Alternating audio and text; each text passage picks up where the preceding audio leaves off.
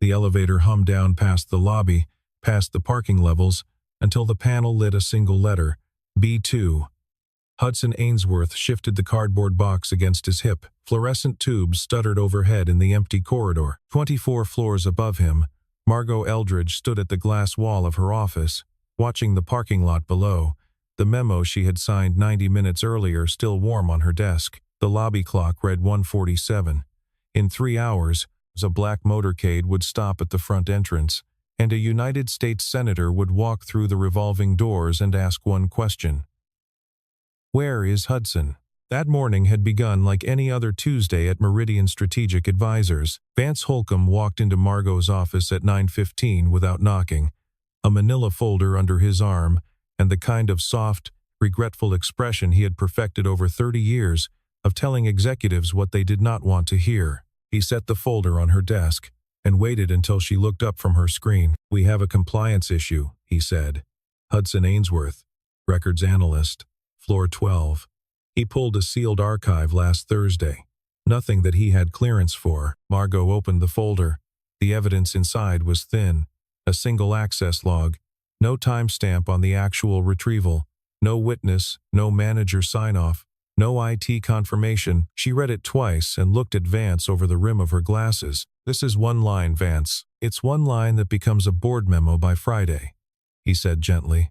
"Margot, your father retired 8 months ago. You inherited a firm with 112 federal contracts. You do not want a quiet records analyst becoming a loud headline. Either we move him quietly, or the board hears it loudly." She held the folder a long moment. Then she nodded once, the way her father had taught her to nod when she did not want to nod at all. Hudson arrived at her office at 10:40. He was 40 years old, lean, plain, gray sweater, dark slacks, the kind of man whose face the building's security cameras had recorded 10,000 times and never once flagged. He stood in front of her desk and listened without expression while she explained the reassignment. "Archives, floor B2, effective immediately. Same salary, same benefits. A lateral move, technically." He did not argue. He did not ask for a hearing. He did not ask why. He said, "If that's what the company needs, ma'am." He said it quietly, almost kindly, and the quietness of it made Margot uneasy in a way she could not yet name. She watched him leave. She watched the door close behind him. By 11:30 he had cleared his desk on floor 12. Lenore Whitfield, 61 years old, executive assistant to 3 CEOs across 2 decades, stood by the printer and watched him carry his box past her station. Her mouth pressed into a thin line. Her fingers tightened on the strap of her handbag. She said nothing. Vance, in the conference room 2 doors down, lifted his phone and dialed a number that did not appear in the company directory. He spoke 4 words. "It's done. He's gone." Then he hung up and smiled at his own reflection in the window. Margot, alone in her office, reopened Hudson's personnel file. She scrolled to the employment history section. 2023 to the present, Meridian. Before that, 9 years of nothing. Not a gap labeled freelance, not a gap labeled travel. Just 9 years of empty white space, and the word redacted printed in small federal type. She closed the file. She did not understand why her chest felt tight. Below her, 240 feet down, Hudson set his box on a metal shelf in the archives. He looked at the long row of fluorescent tubes stretching into the dark at the end of the corridor, and for the first time in 3 years, since the morning his wife Elena had not woken up, he allowed himself a small, private smile. It was the smile of a man who had been waiting. At 2:30 in the afternoon, Margot pulled Hudson's full personnel file from the secured human resources system. Not the summary version, the full one. The one only the chief executive could open. The screen loaded slowly. She scrolled. The years 2014 through 2023 appeared as a single block of redacted text. The phrase federal employment, classified, repeated in pale gray, line after line, like a hedge she could not see over. There were no dates of hire, no supervisor names, no project descriptions. At the bottom of the page, in the smallest possible font, was a single reference line. Reference, ER, U.S. Senate, that was all. 2 initials and an institution. Margot took a screenshot with her phone before she had decided what she would do with it. She walked out into the executive hallway. Lenore was at her desk, sorting through afternoon correspondence. Margot stopped beside her, casual, hands in her pockets. Lenore. The records analyst we moved this morning. Hudson. How long has he been with us? Lenore did not look up. She finished writing a date on a delivery slip. Then she set the pen down. 3 years this October, ma'am. And before that? Lenore's hand rested on the corner of her desk. The lacquer was worn smooth from 20 years of the same hand resting in the same place. She finally looked up. Her eyes were tired and very kind. Some people the company hired, ma'am, she said. Other people the company was given. Then she apologized for needing to finish a courier package and turned away. Margot stood in the hallway for a long second before she understood she had been answered. She walked to her father's office. The room had not been touched since his retirement. Same leather chair, same brass lamp, same photograph on the wall of him shaking hands with 2 presidents, neither of whom looked particularly comfortable. Margot had a key to the desk that he had given her 3 days before he handed her the company. She had never used it. She used it now. The left-hand drawer slid open. Inside, beneath a stack of old fountain pens and a folded silk handkerchief, was a single envelope, sealed, addressed in her father's hand to her. She broke the wax. Inside was a single sheet of paper, dated April of 2023. If Hudson Ainsworth ever needs anything from this firm, you give it. No questions, no committee, no board. He paid the price so the rest of us could keep ours. I owe him more than I owe you, and that should tell you everything. Margot sat down in her father's chair. The leather was cold. She read the letter 3 times. 240 feet below her, Hudson Ainsworth was running a dust cloth along a shelf of sealed framework documents. His hand stopped on one particular spine. The binding was unmarked. The contents inside, he knew, were a series of policy architectures he had helped draft 7 years earlier in a windowless room 3 blocks from the Capitol. He pulled the cloth away and kept moving. Upstairs, Margot's phone buzzed in her pocket. She lifted it. The message was from a number she did not recognize. Area code 202, Senator Ramsey's office. The senator is en route to your location. Estimated arrival 16:45 hours. Please ensure Mr. Ainsworth is available. Margot stared at the screen. She had told no one about the file, no one about the letter, no one about the screenshot still sitting in her phone gallery. She had not even spoken Hudson's name aloud since the morning. Someone, somewhere, already knew. She tried her father's cell phone. The line was busy. She tried it again. Busy. She set the phone down and turned to her computer and typed Hudson Ainsworth Senate Intelligence into the search bar. The results returned 0 matches. She tried Hudson Ainsworth Federal Advisor. 0. She tried his name alone in quotation marks. The first result was a high school cross-country record from 1998. The second was the Meridian Employee Directory. There was nothing else. She tried a different angle. She searched the public Senate hearing records for the year his redaction window began.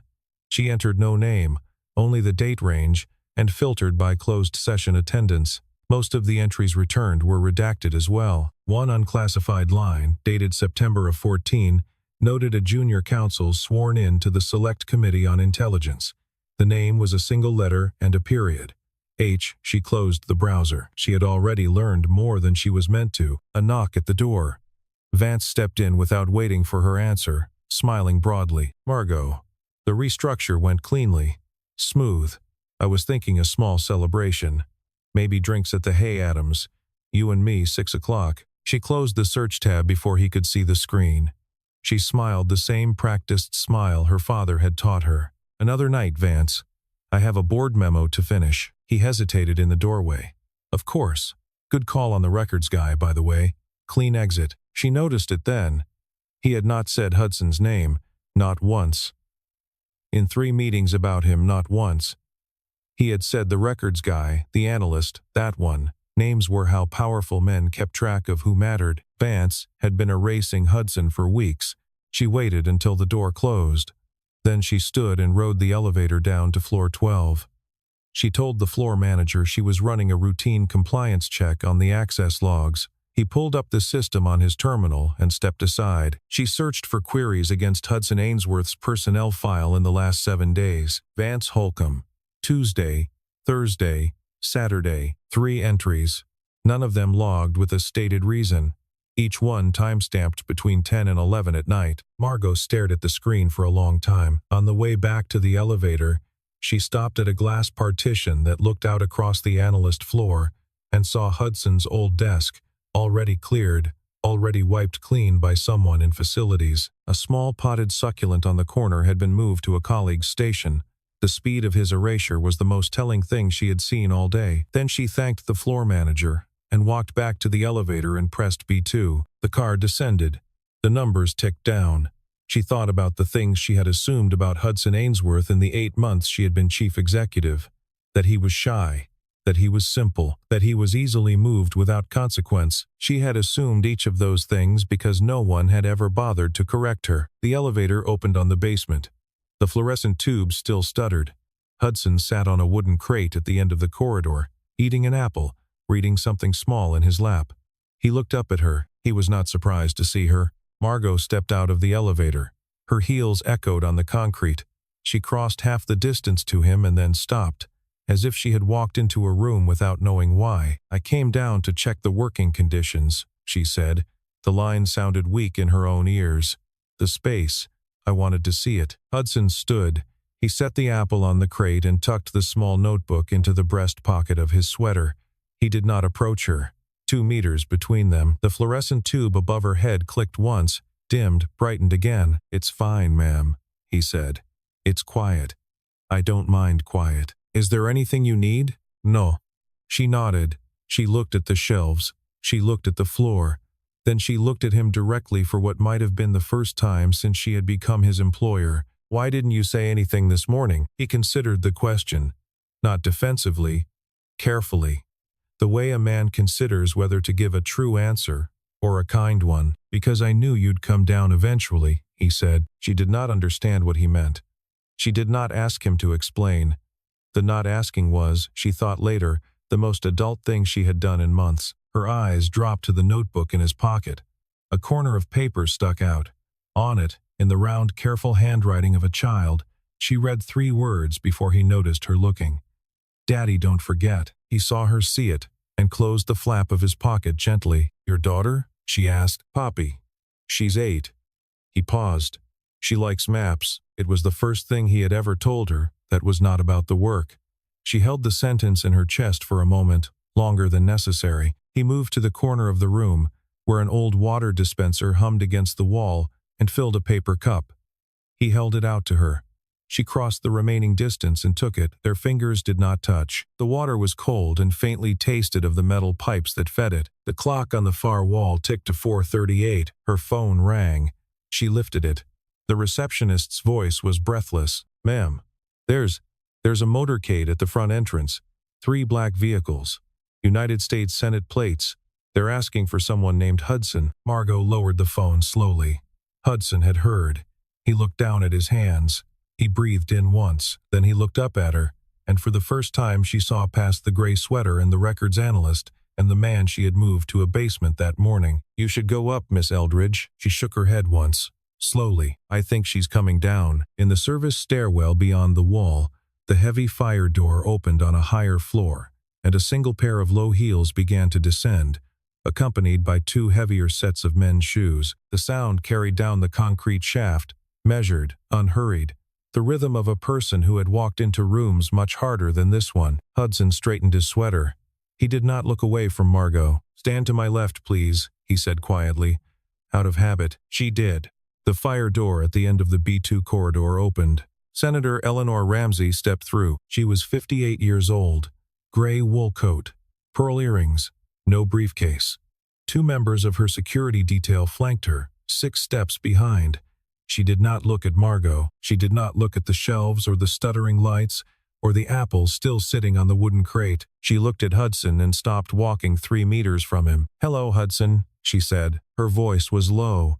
The words carried weight that the room itself seemed to step aside for. Hudson inclined his head. "Senator." There was no embrace. No handshake. They held the distance between them the way 2 people who had once trusted each other with classified architecture held distance. Out of long habit, even when the room contained no one who could read the air between them. Ramsey turned then to Margot. Her expression softened by exactly 1 degree. "Miss Eldridge, I apologize for the unannounced visit. May I borrow Mr. Ainsworth for an hour? Margot opened her mouth. Nothing came out. She nodded. The senator turned back to Hudson.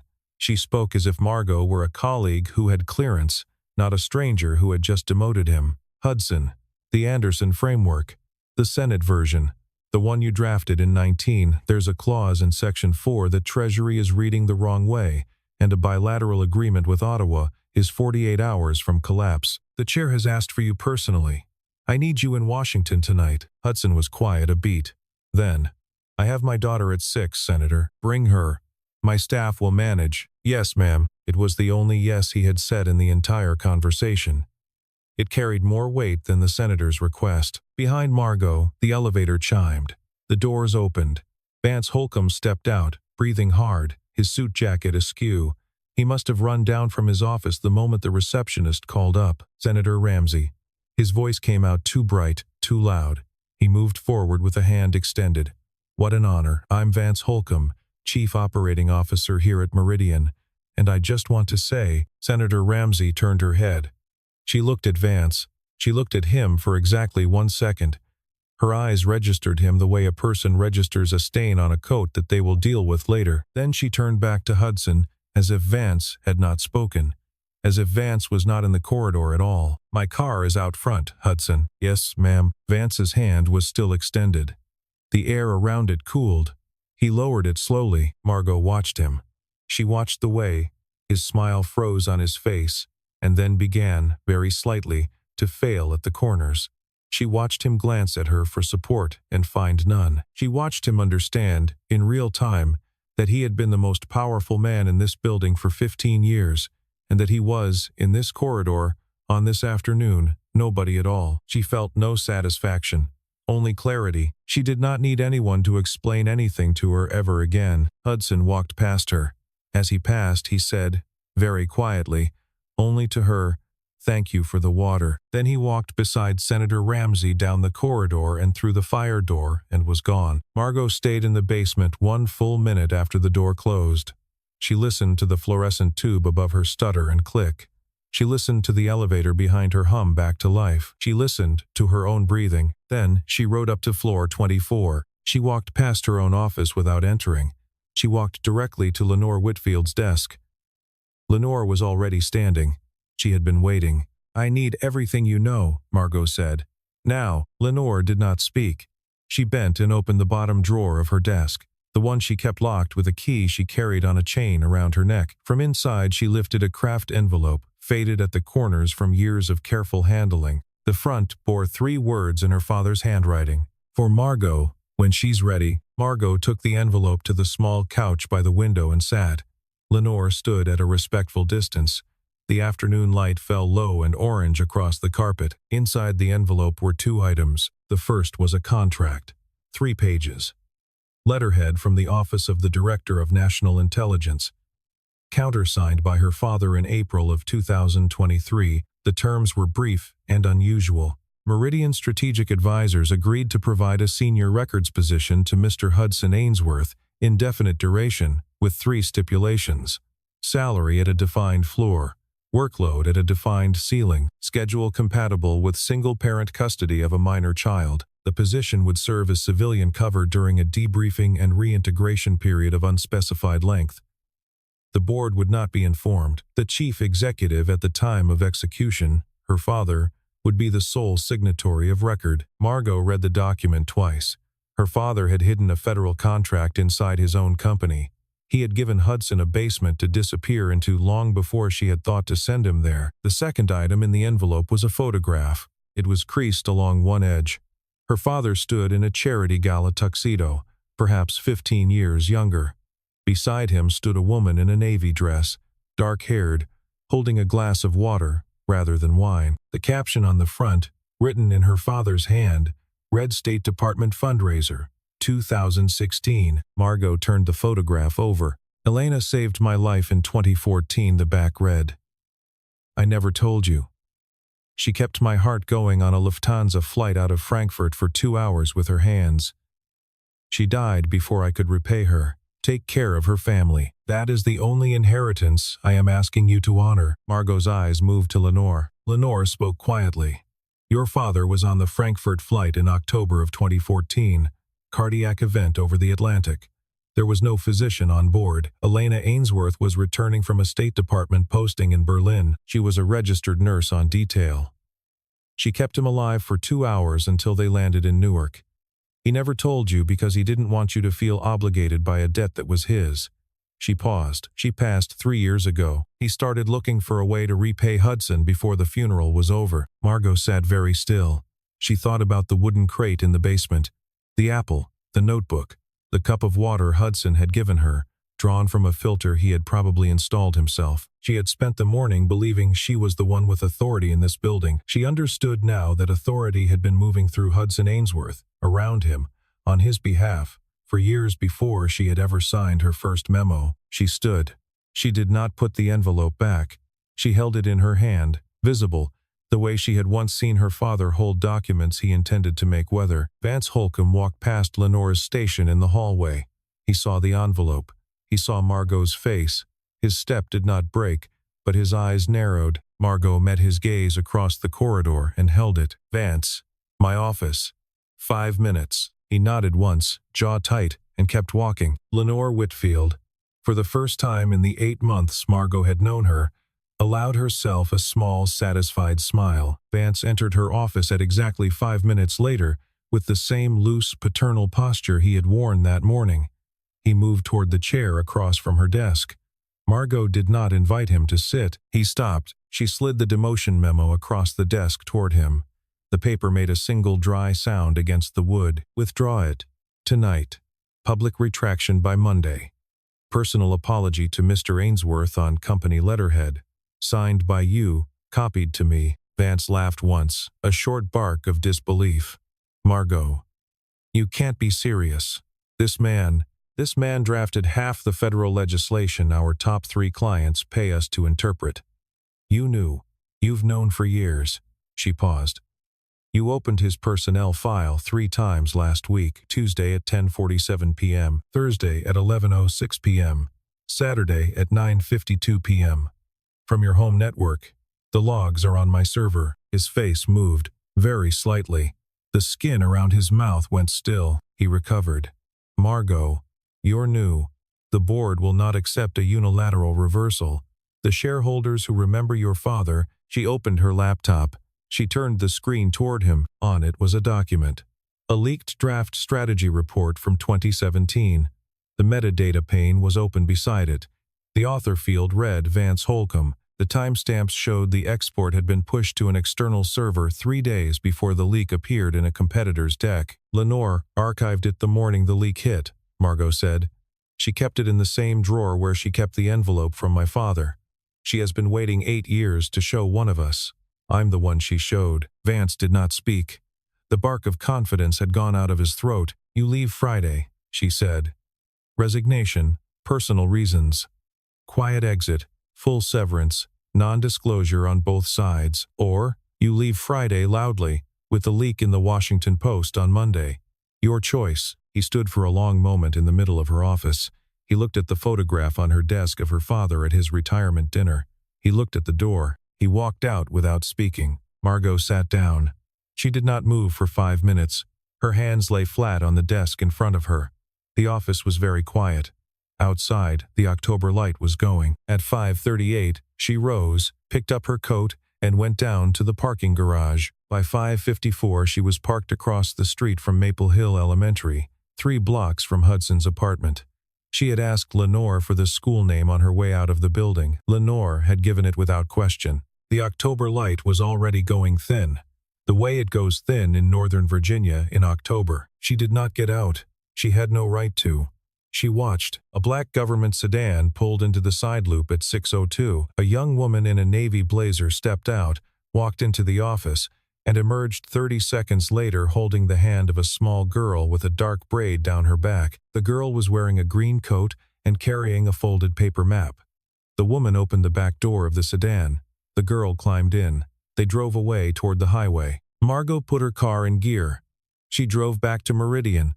She walked into her own dark office and sat at her own desk and did not turn on the light. Her phone buzzed once. A single message. a number she had not yet saved. "Thank you for coming down." H. She read it. She read it again. She read it a third time. She did not know how to write a reply that would be true and not too much. She set the phone face down on the desk. She had spent the day trying to understand what kind of man Hudson Ainsworth was. She understood now that he had never needed her to save him. He had needed her to see him. That was a smaller thing and a larger thing, both at once, and she had come within a single elevator ride of failing to do it. She put her head in her hands for the first time in 8 months as the chief executive of her father's company. She did not cry. She just sat there, breathing, while the city outside the glass turned itself slowly into evening. 3 days later, Margot flew down to Washington. The invitation had come through Lenore on Senate letterhead. Not a Meridian briefing. A courtesy seat at a closed-door session of the Intelligence Committee on Framework Interpretation. No client work attached, no business case. Just an invitation. She arrived at the Russell Senate office building at 9 in the morning and was escorted to the rear of a wood-paneled hearing room. She sat in the second row. She listened. She did not understand most of the technical language. She understood enough to recognize that the man at the witness table, in a gray shirt and no tie, was answering questions that 4 lawyers in suits could not have answered between them. Hudson Ainsworth did not look at her once during the session. He did not need to. He knew she was there. Afterward, in the marble hallway outside the chamber, he crossed to her. "You came," he said. "You invited me. I asked the senator to invite you." "There's a difference." She nodded. She did not know what to do with her hands. She put them in the pockets of her coat. They walked out onto Constitution Avenue together. The October trees were dropping their last yellow leaves onto the pavement. A few steps ahead of them, Poppy walked carrying a folded tourist map of the district. She was studying it with the seriousness of an 8-year-old field marshal planning a campaign. Poppy stopped. She turned around. She walked back to Margot and held the map up formally. "Are you the lady from the basement?" she asked. Margot laughed for the first time in 3 days. It came out small and startled. "I am," she said. Poppy considered this with grave satisfaction. Then she took Margot's hand in her own, mitten warm, and led her forward along the sidewalk. Hudson fell into step behind them. He was smiling. He did not say anything. They walked 4 blocks that way, the child between them, the adults letting her steer. They ate dinner at a small Italian restaurant near DuPont Circle. The waiter knew Hudson by name. Poppy ordered spaghetti and a glass of milk and produced colored pencils from her coat pocket to begin annotating her map. Hudson and Margot spoke quietly across the candle. He told her, in pieces, about Elena, about the State Department years, about the diagnosis in 2022 and the 8 months that followed, about the morning at the end of those 8 months when she had simply not opened her eyes, about Poppy at 5, holding her mother's hand at the funeral, asking if Mommy was going to be late for dinner. After, he said, "I could have stayed in Washington. There were offers." He turned his water glass once on the tablecloth. Poppy needed a father at 5 o'clock, not at midnight. The basement was the cleanest way. Margot did not tell him that night about her father, about the envelope, about the photograph on the back of which her father had written "Take care of her family." She would tell him, but not tonight. Tonight she watched an 8-year-old draw a star on a map of a city Margot had spent her whole adult life misunderstanding, and she let it be enough. 2 weeks later, Hudson came back to Meridian. He did not return to floor 12. He did not return to floor B2. He was given a small office on floor 18, with a window that looked out across the parking lot to a single red maple tree that was a week from peak color. His title on the new door was etched on a small brass plate. Senior Advisor, Federal Practice. Vance Holcomb did not return at all. The internal newsletter, the following Wednesday, noted his departure in 3 sentences. Personal reasons. Effective immediately. The company wished him well. Lenore Whitfield was promoted to Chief of Staff, to the Chief Executive. She moved her things into the office adjacent to Margot's on a Tuesday morning.